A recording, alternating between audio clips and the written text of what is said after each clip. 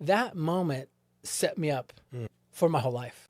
Those skill sets I learned on my mission now translated into being a door-to-door salesman for 2 different summers, which translated into me convincing my wife that she should take a chance on this idiot. You know what I mean? Yeah. Which translates into how I got my first job and convinced them to hire me when I didn't have experience, to what I do for a living now, representing developers and business owners as they, navigate City Hall. All these skill sets I learned in this 2-year period where I was like deeply consecrated and sacrificing. And so people be like, man, you made a big sacrifice. You dropped out of school, you broke up with your girlfriend, you didn't party, you didn't do all the things you love doing, and you paid for it, and you went to a place you didn't really want to go to. But dude, I don't know if I call it sacrifice at all. Like that moment set me up for my whole life. So you see me talking about it with joy and enthusiasm because there's been nothing better in my life than that moment.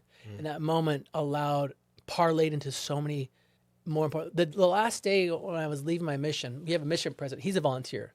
And he's like, so what do you want to do when you grow up? I go, I think I'm going to be a dentist.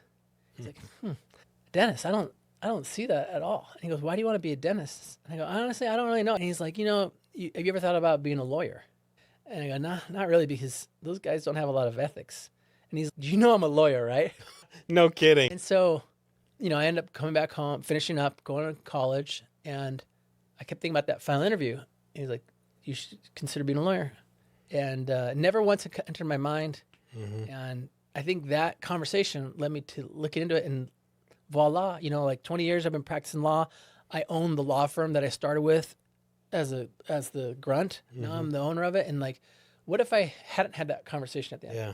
And I only had that conversation because I was there for 2 years. Like all these things arrive out of that moment.